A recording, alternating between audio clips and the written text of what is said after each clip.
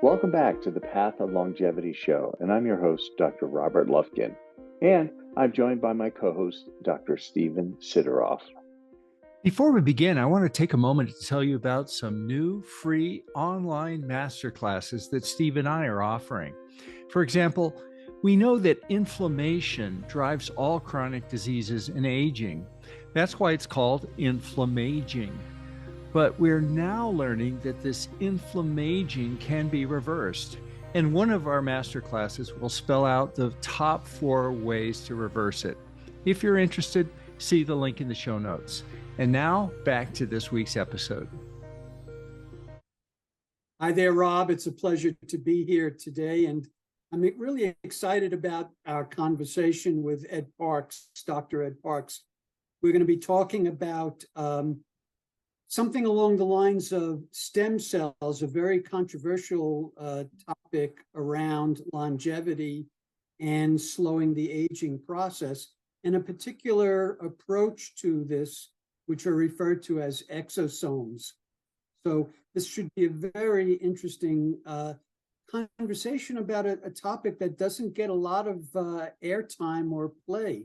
Most people don't know about this, so I'm looking forward to it.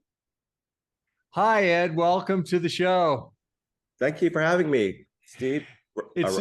It's so great having you here, and I can't wait to dive into your knowledge of exosomes. But before we do, maybe you could take a moment and tell our audience a little bit about how you came to be so interested in this fascinating area. Right. So I was practicing regenerative medicine, and then in 2017, I was consulting for a year for an eccentric millionaire who wanted to do a startup for exosomes. So my mind had already been thinking about their role in rejuvenation, and we were setting up a small stem cell lab. And then at A4M in 2018, I heard a talk by some of the founders of an exosome lab. But more importantly, I heard this doctor at UCLA, Shelley Jordan, and he was describing his motorcycle accident where he broke 7 ribs, his collarbone, and his ankle. And he was up there 4 weeks later. Initially, I was making fun of him because he was on one of those knee scooters. I was like, this guy doesn't look like he should give me a lecture. But having heard that he had a motorcycle accident and was hospitalized 4 weeks earlier, I was like, wow, that's incredible. Because even bruising a rib, which I've done, it's very painful for a while. This guy was up there telling jokes. So I was like, okay, either he's lying about the whole thing or there's something extraordinary about the healing. So I got to know the company and I tried it on myself on my knee. I fixed my meniscus. I healed my Achilles and rotator tear. So then I started experimenting on friends and family. And gradually over the last 4 years, it's grown to, over 300 regular patients. Most of them are repeats because you fix one thing and they want you to fix another. So it's been a really fun journey. That's great. And I know Shelley, and I know that he's a very big proponent of the exosomes. For our audience, can you explain what exosomes are and perhaps put it in the context of stem cells and the relationship? Absolutely. Yes. The way I like to explain it, in the past, people your body always heals in a similar way. There are stem cells called mesenchymal stem cells in your blood vessels everywhere. And if you get injured, they sort of get active, they migrate, they copy, and they release a bunch of exosomes. But we didn't know this until about 14 years ago. Before, stem cell scientists would throw out the media that the stem cells were growing in. If you will, they would throw out the bathwater and keep the babies. Well, until 14 years ago, nobody realized that cells in plants and animals primarily communicate by releasing these tiny 100 nanometer beach balls full of messages, mRNA, proteins mainly. And we just didn't even know that's how they communicated. So now there's like tens of thousands of articles saying exosomes in plants and animals, they mitigate disease and wellness and healing and everything.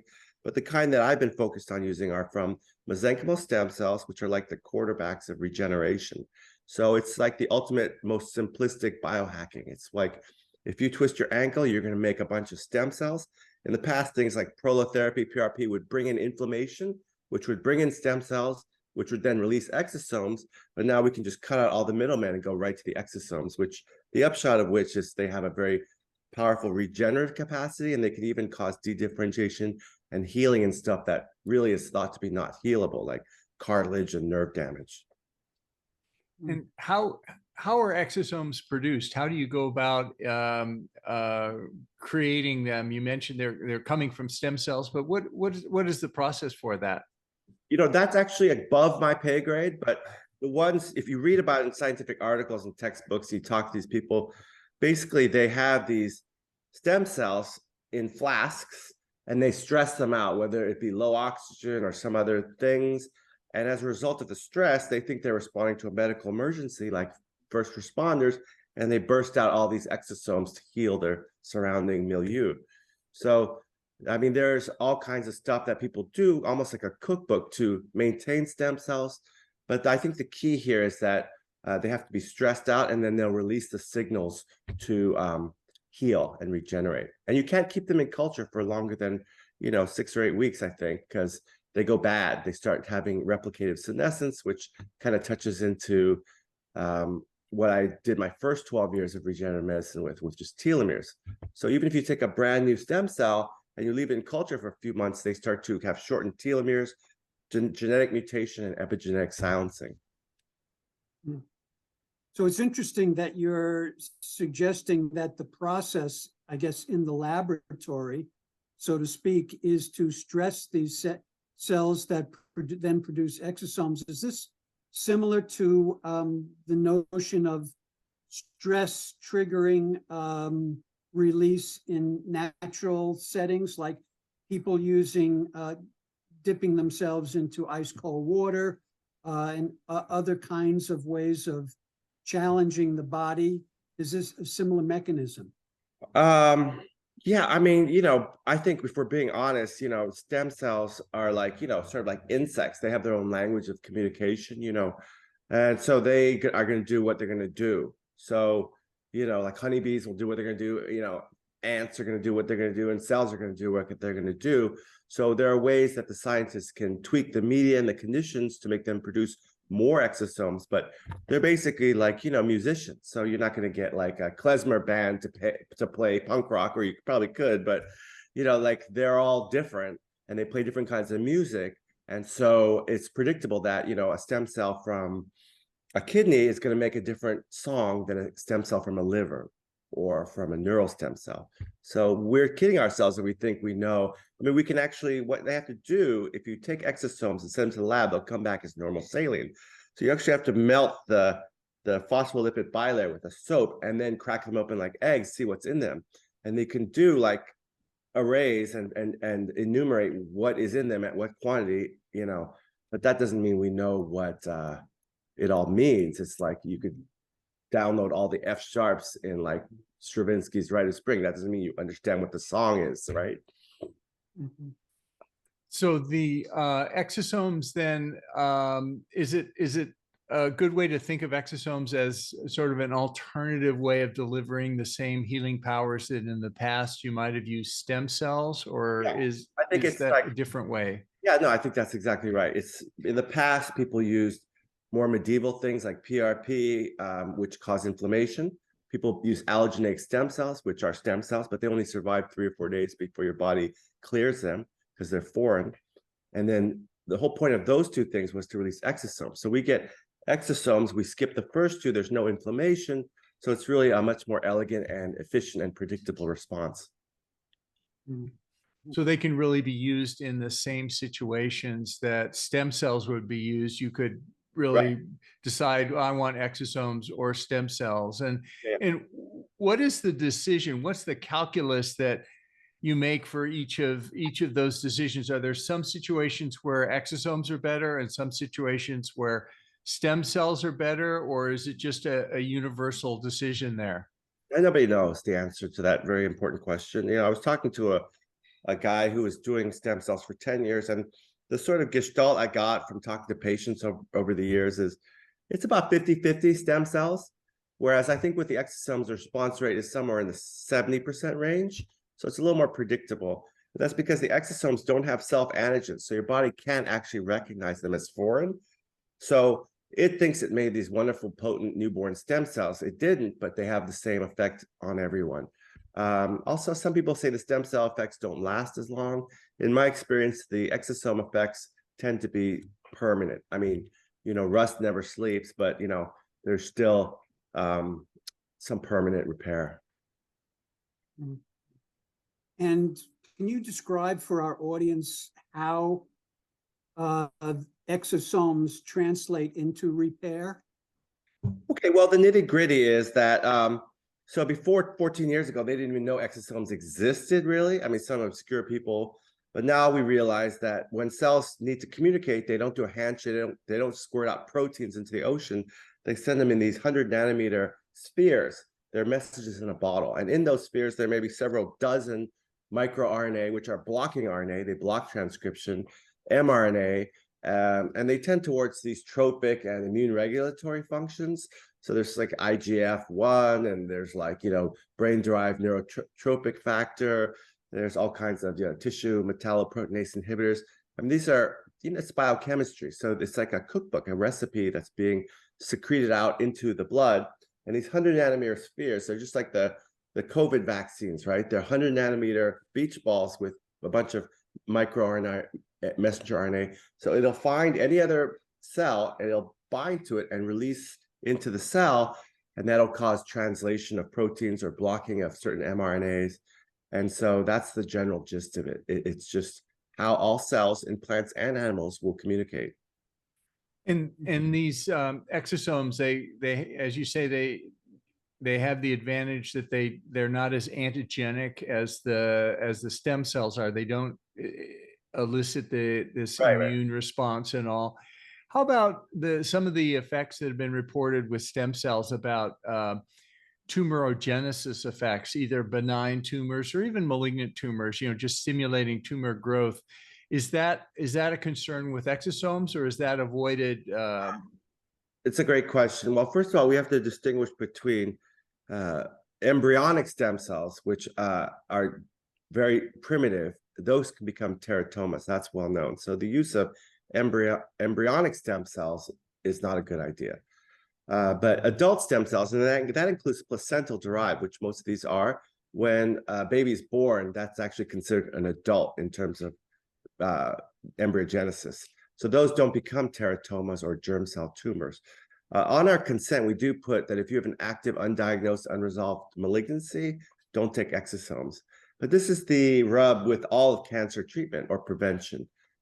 What's good for the goose is good for the gander. So most of the therapies to cure cancer are actually killing healthy reproductive cells, right? So you're causing everyone to get weaker. Whereas with exosomes, you're causing everything to get stronger. I'm not so much aware of stem cells causing cancer. The more real concern is chimerism. If you take someone else's cells into your body, they can engraft and they express different proteins, which could lead to some autoimmune confusion. But as you point out, these things are made by the cell, and they don't have the major histocompatibility complex antigens. So they can't be recognized as foreign. All other large nuke cells have these self-antigens on them, which are foreign and self. But these things are not they're not packaged that way. So they can't be recognized as foreign. Yeah, I'm always struck by the striking increasing risk of cancer with age. The famous quote is that a 30-year-old smoker has 1/10 the risk of lung cancer as a 75-year-old person, just from the age effects. So I wonder, and given that certain cancers increase with age, 80% of 80-year-olds have prostate cancer, and 90% of 90-year-olds. Is age itself a limitation for the use of these stem cells or exosomes because of their possible tumorigenic factors, or is that no, I don't. I think really? that's overly conservative philosophy. If you really step back and understand why aging is related to cancer, it's quite simple. I was at RadFest, and this guru said, I can tell you 3 things, and 2 out of 3 were true. One, he said, I'm not a doctor, I'm not a scientist, and your DNA is always the same. So you can figure out which 2 were true. The problem is your DNA is not always the same. Your DNA drifts, it mutates. That's why people with, say, Ashkenazi background, a lot of them were genetically isolated, so they have one gene deletion in an oncogene, like take BRCA1, for example.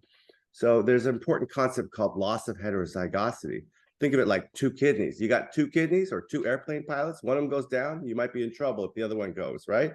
That's the bottom line, is that what happens is the reason we get cancer everywhere is because there's stem cells that are copying and they're shortening their telomeres and then they're mutating, and you're only one good copy of BRCA1 or P53 or what have you, P16 is mutated, then you're off to the races in terms of erroneous cell suicide and DNA repair. So it's just an inevitability. Like if you were to drive a Volvo or a Toyota a million miles, it's going to break down. So that's the relationship. So, unfortunately, where we are with cancer treatment, they're just trying to kill everything and hopefully the good guys will survive.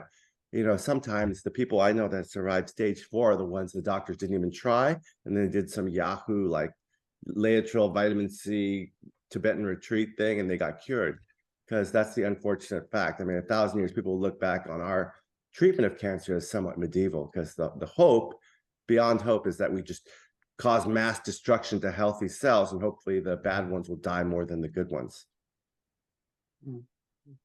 What's the research out at this point on exosomes?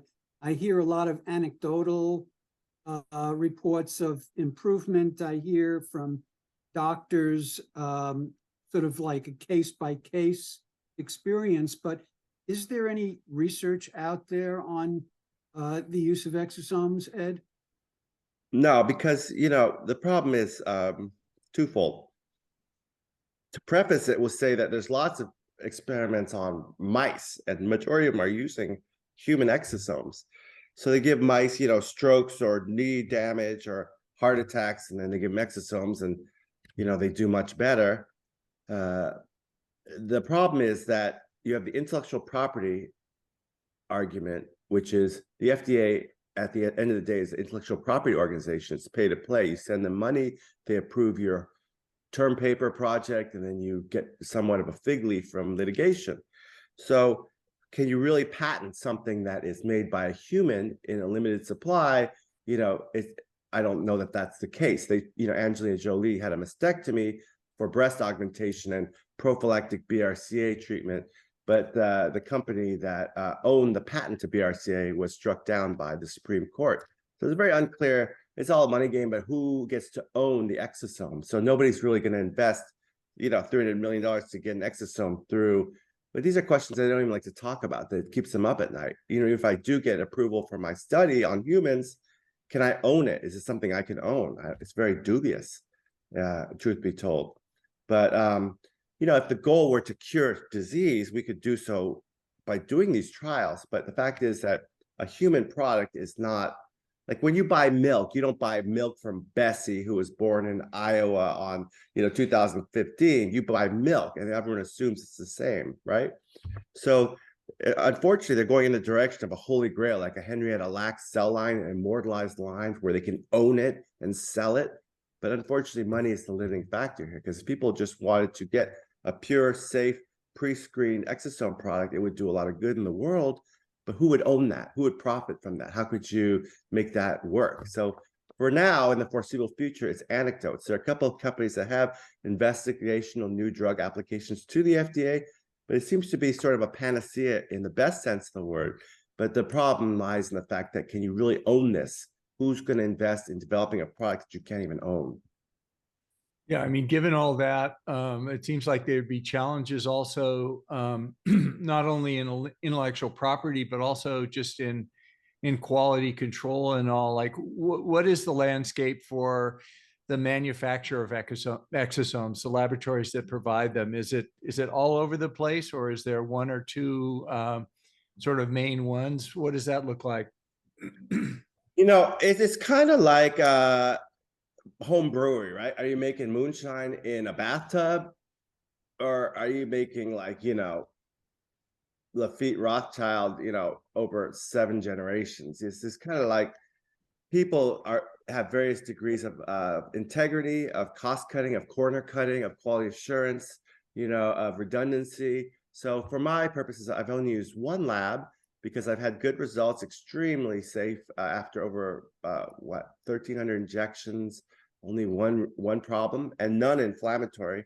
This was just an infection from a knee injection, which could have happened with anything.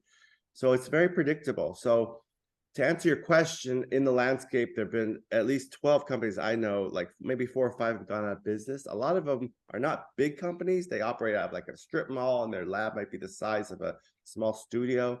So I think in some cases, bigger is better. The lab I use has, over 40 employees, 6 PhDs. Every 6 weeks, they renew the cell line, brand new day zero. So a lot of people don't know what they don't know. They're just trying to move product. And so I think as a supplement manufacturer myself, I know that there are many opportunities to fall short of a good product. So you have to always not trust and just verify and verify. Because, it only takes one bad batch to kill a company or to ruin a reputation. It's never worth it to harm a patient. And I mean, just a follow up to that, as a patient, if I want to use exosomes myself, how do I judge the quality of what's good? What do I look for? Or is it mainly just trusting the provider that I go to? Yeah, I mean, I think it's the latter. You really can't. Even the doctors, 90% of them don't even bother to ask, about the quality control, the how often do they renew the batches, that whole thing I discussed a little earlier about cells getting old in culture, even if they're newborn cells. A lot of people don't even know that. So the sort of heuristic I use is if someone's, and I've been talked to by all the exosome companies, if they want me to use their product, I got to talk to their scientists. I got to be able to ask my questions. And, they all seem very reticent in that regard. So that's kind of a yellow flag for me. So it's really impossible to tell. It's not like, you take some Texaco, you take some Shell, you take some Chevron, you presume that there's a modicum of, commonality in terms of the quality and the purity, right? It's not like that at all. This is really like, home brewing. So people got to know what they're doing. Yeah. This is one of the tasks that Rob and I in our programs have given to ourselves, is to really question legitimacy, validity of different approaches. So that's why we're asking you all of these questions. They're very relevant in terms of whether someone is going to decide to use exosomes. I think I heard you mention in an earlier response that there have been animal research studies, even though they're none on humans. Is that accurate? Yeah. I mean, there's hundreds of studies using mice. A lot of them are out of China, some Korea, some the US. I was listening to a Stanford professor who gave mice birth trauma from anoxia and miraculous results from using exosomes. But, it's like there's a divergence of the public interest versus the corporate interest. And those don't really converge unless there's an intellectual property ownership and there's a path towards approval through the FDA. I mean, we have 2 exosomes approved by the FDA, the Pfizer and the Moderna vaccine. But the problem is that the lipopolysaccharide used to make the bubble is somewhat toxic, and it causes its own problems. And then the other problem is that, the thought experiment of expressing a foreign spike protein with cross-reactivity to 26 human epitopes may not be a great idea in the long run. We have yet to know. But yeah, the 2 exosomes are FDA approved, but they just happen to be for, the spike protein, which has a high angiotensin II binding affinity and can cause inflammation of the microvasculature as well. That was actually my next question, which is if someone wanted to get an exosomes injection, is that possible? What are the regulations currently? Legality, etc. I will quote Dr. Marks, who's in charge of this currently at the Food and Drug Administration. And on one corner of his mouth, he said, "We are very excited about exosomes." I mean, they just approved 2 under Trump at 6 months because of the possibility of healing. And these companies are developing exosomes for cancer therapy and whatever.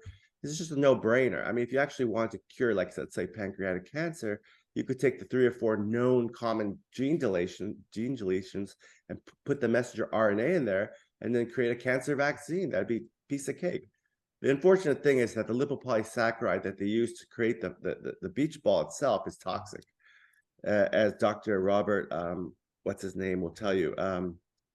But anyway, so yeah, you can get exosomes, but as Mark said, we're excited about exosomes and we're not regulating because it's the clinical practice of medicine, right?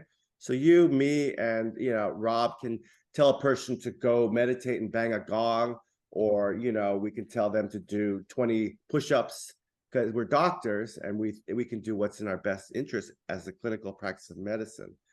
But the problem is, on the other corner of his mouth, Dr. Mark says, well, everyone knows that the FDA is in charge of the clinical practice of medicine, which is, factually incorrect. The medical boards are in charge of the clinical practice of medicine.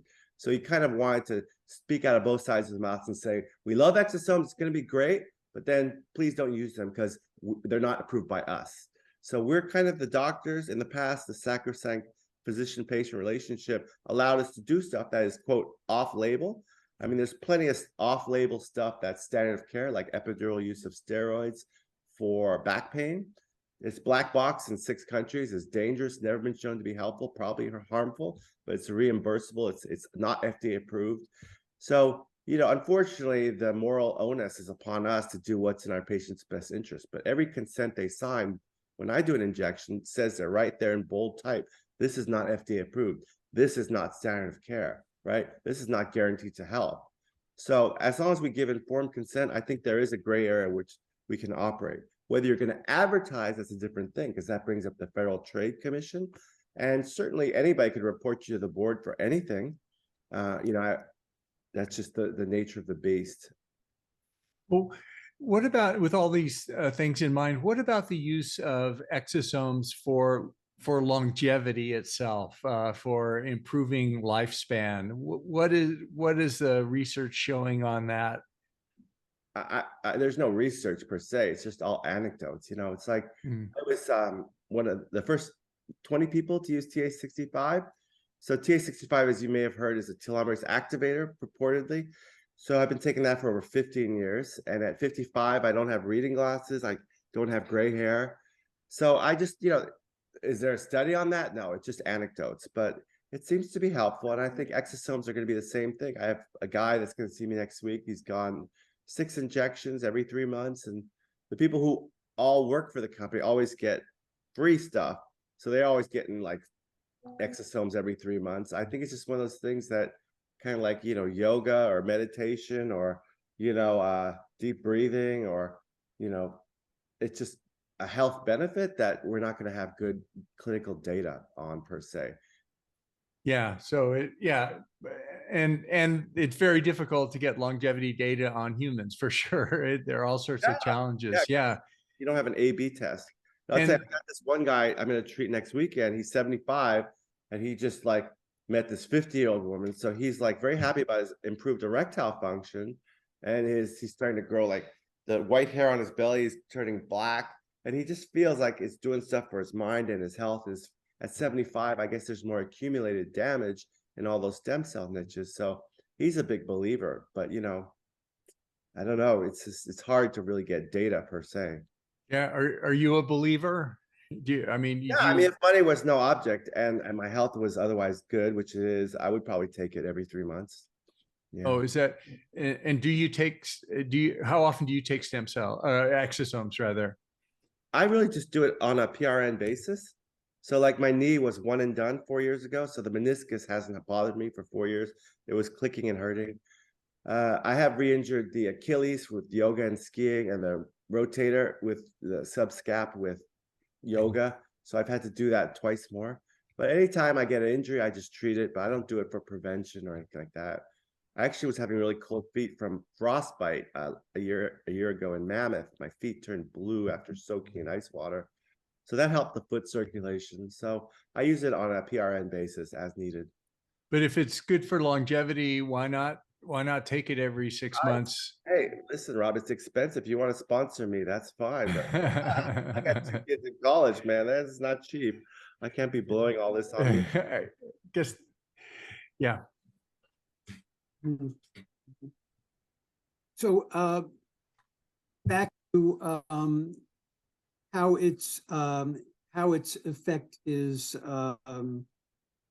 caused. Can you give that to our audience again? Maybe explain it a little bit. Super. Yeah, I mean, it's very basic. All these are not cells. Okay, cells are this big, and these are 1/500th the diameter. These are tiny, tiny, tiny, right? So when a membrane binds to another membrane, they merge, and what's in there gets injected into the cell. So exosomes have no nuclei, they have no machinery like mitochondria. They have no ribosomes. They're just passive letters like FedEx boxes or whatever, or internet package signals on the internet. So basically, inside are the critical things like proteins, which cause actions directly sometimes, and mainly messenger RNAs, which are transcripts to make proteins. So one messenger RNA can be translated multiple times simultaneously. It makes proteins. It's the blueprint for making proteins. So it directs the life of the cell by introducing information. And the messenger RNA is what makes all those proteins get expressed. So I liken it always to music. It's a song in a little capsule, a little message in a bottle, and it's injected into that cell, and the cell will receive the messenger RNA and start expressing different proteins, or not expressing. The microRNA block the expression of certain proteins. So one of the interesting mechanisms we have, there are several known microRNA which block dedifferentiation inhibitors. So basically, the reason why your cells don't become more primitive, like in a Yamanaka factor, there are dedifferentiation things that are tonically expressed, meaning you can't act primitively. But in these exosomes, there are certain, like, for example, neural dedifferentiation blockers. So it'll gum up the message for that blocker. It'll block the blocker, and there's no more blocking. And all of a sudden, the cell will become primitive, like a primitive neural stem cell. And that's, I think, how we get some regeneration of the nervous system. A great example, a friend of mine who just out of Kismet, her nurse had seen me lecture at the A4M, and she knew her boss had a trigeminal neuralgia. And I was going out to Florida to treat another trigeminal neuralgia, and she called me. And, thank God for 2 months since her injection up here into the nasal region, she's been pain-free. And then trigeminal neuralgia is one of the most painful things there is. And people usually get suicidal with that. So it's very hard to evoke any other thing. It's not ongoing inflammation. It has to be dedifferentiation and regeneration of these nerves. And we've seen a lot of interesting things with that. I have yet to treat a stroke rehab patient who hasn't had some improvement. It may not be enough, but they always get something, which is incredibly thrilling to do. So this is basically information that's that's entering the cells. And is it like telling the cell to repair itself better than without the exosomes? Is it telling the cells to repair? Yeah, I mean, nobody knows. I can give you a printout of what's in them. There's dozens of things, but it's not random. It's not just a random assortment of a kid playing notes at a piano. It's like these are notes in a song for a purpose, and the purpose is to make the cell sort of dance, if you will. So yeah, a lot of it is regeneration. A lot of it is aimed at the vasculature to make it healthy. I mean, I would encourage people to go to my website and download the spreadsheet. It's 4 years worth of anecdotes.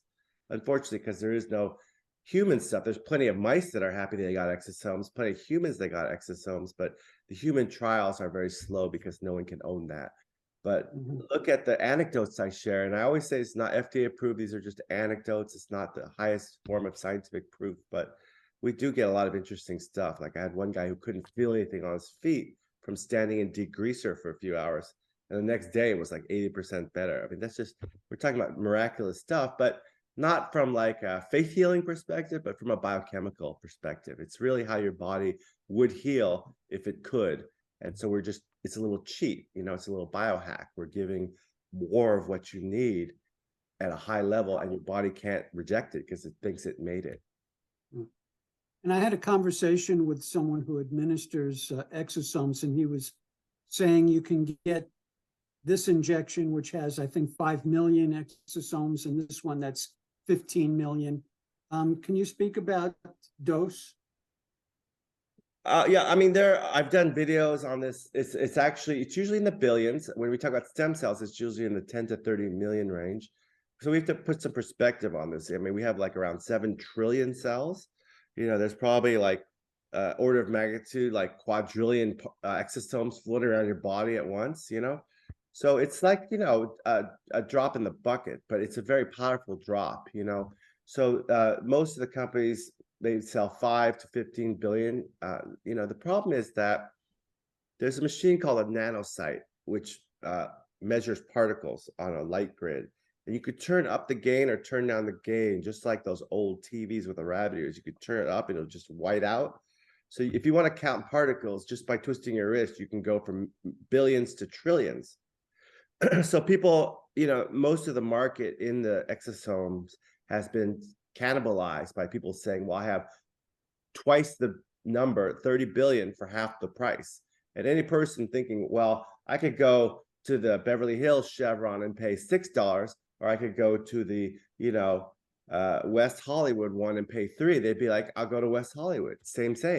But it's really, I don't trust that, because I know that you can just change the number of particles at will. And more importantly, what's the quality control? These things are tested for like 40 different infectious diseases. And even with that, knowing it's a single donor pre-COVID, they still don't trust it, that everyone is quarantined for 2 weeks to make sure it doesn't have any exotoxin or contamination in it. So, for me, the onus is on safety. I never want to take a product that's going to be a bad batch or going to hurt somebody. If it works, I'm not trying to increase my profit margin, by selling a product that I hope is the same. So I've been lucky, so far, good results. And I feel like that's what I need to do. If a scientist wants to sit down with me and let me tour their lab and see their protocols and their production line, and then I might consider switching or adding a different brand for sure. And why are they so expensive? Well, I guess it costs money to hire 40 people and 6 PhDs and to do these production runs. It's just not cheap. It's really, the devil's in the details. It doesn't cost a lot to pick grapes and squash them and mix them and put them in oak barrels, but you got your $2 chuck and you got your Opus One, right? So it all depends what's going into the process. Do you really care about that product, or is it just mass produced? Is the government involved in anything here in terms of producing their own exosomes for research? No, the government doesn't do government. No, I don't think so, unless they're, doing something at Fort Detrick or the Wuhan Institute of Biology. I don't think they're experimenting with exosomes.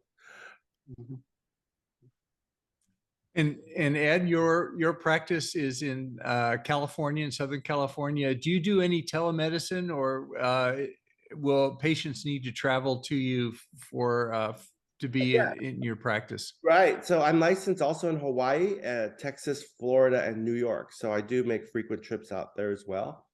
And telemedicine, yeah, I'm always happy to answer a question, free of charge. It's fine. But yeah, I like to, obviously get to know who I'm treating, lay the hands on, and all that. How can people reach you? What's your website? Sure, it's www.rechargebiomedical.com, one word. And you can email me at drpark@rechargebiomedical.com. But yeah, I think I was just talking to a doctor yesterday, a DO in Colorado, and he ordered some exosomes, not even through me. I do distribute them for this company, but he was just having so much fun. He's treating friends and family. And that's how I started too. You really have to believe it. You really have to drink the Kool-Aid, so to speak, and see how it's helping. My own mom, who's 85, she's taken 33 injections, and I don't even give her friends and family all the time. She usually pays full price, and she loves it. She's driving at night at 85, and she's, remembering 7-digit phone numbers without writing them down. So she feels like it's really helped her. But more importantly, she's living, pain-free, and she's a lady with, moderate to severe rheumatoid arthritis. So, it's really fun to practice medicine in a new way that you can actually heal people and not just mitigate. This DO guy was actually an ER doctor, and he's just having so much fun because it's not just like triaging and mitigating, it's like curing people. It's really enjoyable. Oh, and for doctors who may be listening, I created a training course. It's a 12-hour online self-directed course with 160 review questions. and they can get sort of certified by me. But it just goes over the most basic questions, but at a higher level. For the layperson, you can go to drpark65 at YouTube and look at 4 years worth of videos that I've created, or there's blogs at my website. But for the doctors, if they really want to get into the specific higher level questions about FDA, medical board, Federal Trade Commission, what to charge, all the consents I use are downloadable, customizable. And then we go into the specific areas: neural treatment, joint treatment, ligaments, sexual function. So it's a kind of an intensive masterclass for advanced practitioners. We'll put some of this information in our show notes for this podcast, so people have access to them. Great. Yeah, I'm hoping to write a book later this year, maybe just for the layperson, because I've done that with telomeres before and telomerase. So hopefully that'll be out by the fall, and it can just explain to people, because these are all the same questions that people have, whether they be somewhat familiar or not familiar at all. And so why not get that into a book form? Yeah. Great. Well, thanks so much, Ed, for taking the time to speak with us today and sharing the knowledge of the work you're doing and helping our audience learn more about exosomes. It's been great. Thank you so much, Rob. Thanks, Steve. Yeah, thank you, Ed. This is for general information and educational purposes only, and it's not intended to constitute or substitute for medical advice or counseling, the practice of medicine, or the provision of healthcare, diagnosis, or treatment, or the creation of a physician-patient or clinical relationship. The use of this information is at their own user's risk. If you find this to be on the value, please hit that like button to subscribe to support the work that we do on this channel. And we take your suggestions and advice very seriously, so please let us know what you'd like to see on this channel. Thanks for watching, and we hope to see you next time.